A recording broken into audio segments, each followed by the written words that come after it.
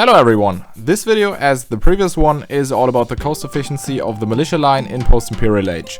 So about champions or two-handed swordsmen depending on the civilization. The last video was mainly about the cost efficiency of the militia lines with two armies worth the same amount of resources. And here we handle two scenarios. All resources are worth the same and late game market exchange rates. So depending on the scenario and the unit types in both armies could be very different in size. However, it was rightly pointed out by some of you and some people on Reddit that my approach is only valid as long as no player reaches the population cap, so 200 in most cases. But what if the population cap is an issue? Let's again simulate and calculate the cost efficiency of the militia lines, but this time with a different approach. Both armies occupy the same population space, for example 80, because the rest of the available population space is occupied by villages and trade units. First, both armies fight each other. Second, after a fight we still count the resource worth of all units lost by either player.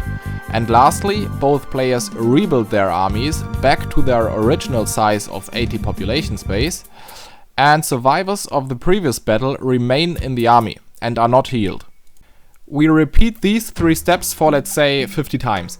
After our repeated simulations, we compare the resources lost by both players and calculate the ratio.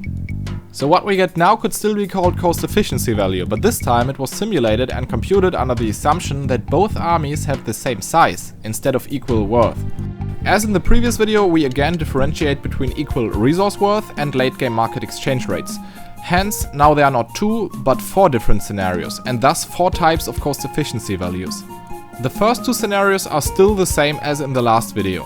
Cost efficiency values with armies of equal worth and resources being considered to be of equal worth, and cost efficiency values with armies of equal worth and late game market exchange rates. And now we add the new scenarios. Cost efficiency values with armies of equal size and resources being considered to be of equal worth, and cost efficiency values with armies of equal size and late game market exchange rates. Before heading into the respective matrices, let's just think for a moment about how cost efficiency values will change when we assume equal army sizes. On average, the cost efficiency values of strong, expensive units, such as paladins or elephants, will increase in most cases, because when we assumed armies to be of equal worth, they were outnumbered in most matchups. Now they are not. Just as an example, when assuming armies to be of equal worth, no matter if we assume equal resource worth or late game market exchange rates, halberdiers easily win against paladins. But when we assume armies with equal size, the opposite is true. Paladins easily win against halberdiers. Which army eventually loses more resources is a question for another video, but I think it's obvious that assuming equally sized armies favors strong, expensive units. Secondly, assuming equal army sizes favors combat bonuses for units over cost reductions for units.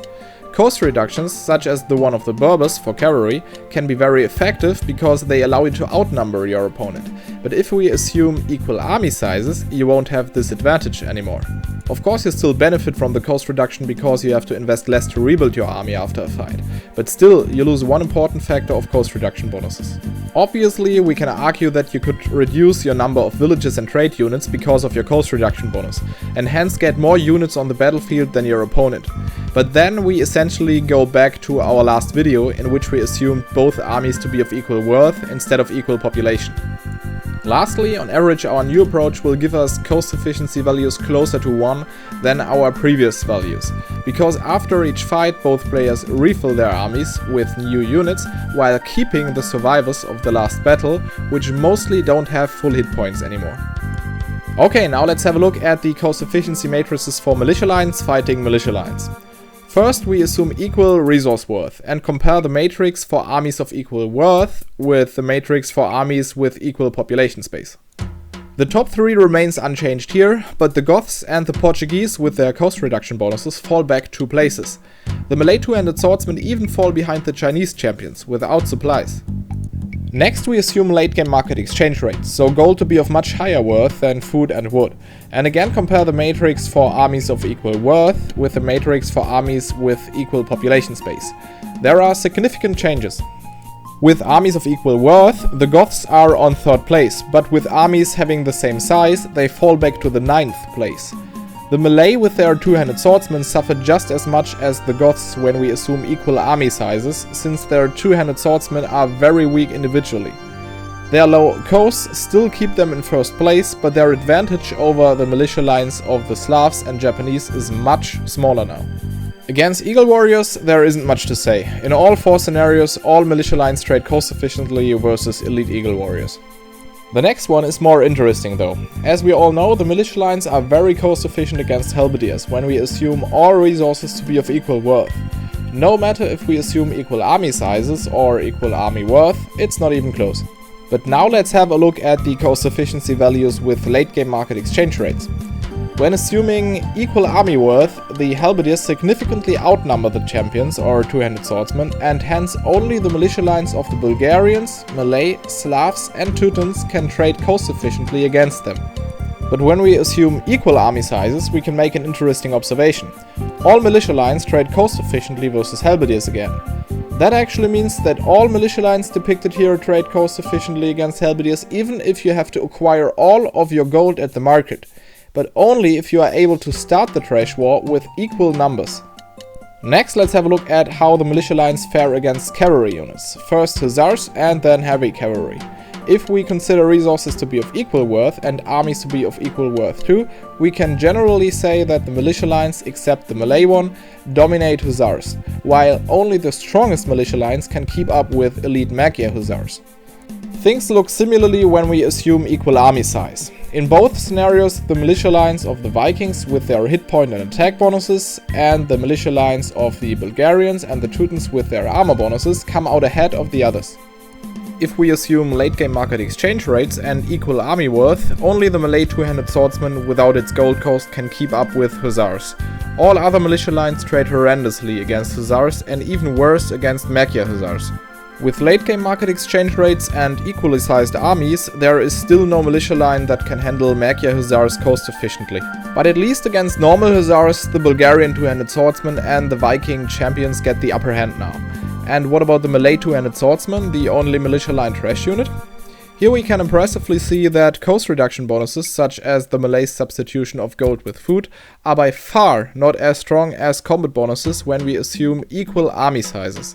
In this scenario, and remember here we consider the worth of gold to be more than 5 times the worth of food, the Malay two-handed swordsmen are not even trading as efficient as the Viking, Bulgarian or Teuton militia lines. So let's point it out again. Cost reduction bonuses are great as long as we haven't reached the population limit, but as soon as we reach it and army sizes get equal, cost reduction bonuses lose much of their strength and direct combat bonuses start to shine even more. To make up for that, civs with cost reduction bonuses would immediately have to reduce their villager and trade unit count when hitting the population cap in order to retain at least a bit more of the advantages of their cost reductions. Okay, let's have a look at militia lines versus other cavalry units. With resources and armies being of equal worth, all militia lines trade efficiently versus heavy camels and elite steppe lances. Even against paladins and elite battle elephants, which by the way were nerfed quite a lot with the recent reduction of their trample damage, the militia lines with strong combat or cost reduction bonuses trade cost efficiently here. So as long as population space isn't an issue, there are not less than 8 militia lines that you should avoid when playing with paladins or elephants. With equal army sizes and equal resource worth, the cavalry units are trading much better because individually most of them are stronger than champions or two-handed swordsmen respectively. Or in other words, they are much more population space efficient. So if both players are population capped, paladins and elephants will always prevail over all militia lines in terms of cost efficiency. However, camels and steppe lancers are still cost inefficient against most militia lines. With late game market exchange rates and armies of equal worth, cavalry is at a strong disadvantage because most cavalry units cost a lot of gold while the costs of the militia lines lean more towards food. Hence most cavalry units will get outnumbered decisively and thus don't trade cost efficiently. Interestingly, at least paladins and elephants can make up for their high gold costs even in the late game in case numbers are even due to their population space efficiency. Even the Malay two-handed swordsmen without any gold costs are not cost efficient versus paladins or elephants in the late game if the fights start with even numbers. So in order to sum things up, camels and steppe lancers are never or rarely recommendable against champions and two-handed swordsmen. But as for paladins and elephants, it heavily depends on the militia line we are talking about, the worth of gold, and if we consider armies to be of equal worth or equal size. Hence, saying paladins counter champions is just as right or wrong as stating champions counter paladins. Next, let's have a look at the matchup militia line units versus ranged trash units. If we consider resources to be of equal worth, it doesn't matter if we assume equal army worth or equal army size. The militia lines depicted here are always cost efficient against ranged trash units, with one exception.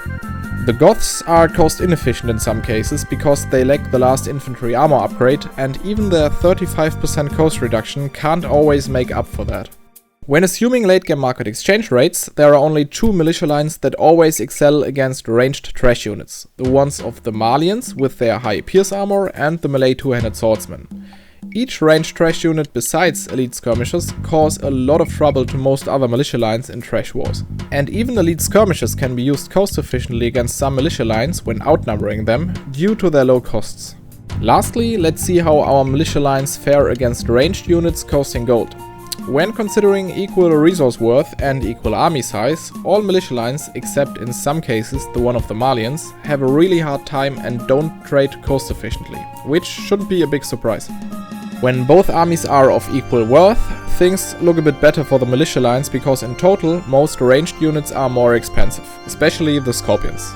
When considering late game market exchange rates, the cost efficiency primarily depends on the question if both armies start with equal worth or equal size.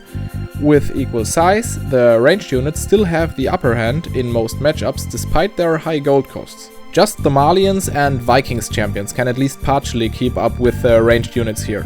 However, with equal army worth and late game market exchange rates, the high gold costs of the ranged units become too much of a drawback, resulting in the ranged units being outnumbered significantly and hence fighting cost inefficiently. One last thing I want to point out is the very high efficiency of heavy Scorpions against all militia lines once the Scorpions reach a critical mass. When having enough of them, let's say 50, they become a very population efficient unit, making short work of all infantry they are encountering. Even Huskars, Road Raiders and Eagle Warriors. But that's a topic for another video. Alright, this was everything I wanted to share about the militia lines and my new cost efficiency matrices with equal population. If you want more information about how these matrices were created, have a look at my other videos and the website of my AoE 2 combat simulator, which I used to create the matrices you've seen in this video. Thanks for watching and have an excellent rest of your day.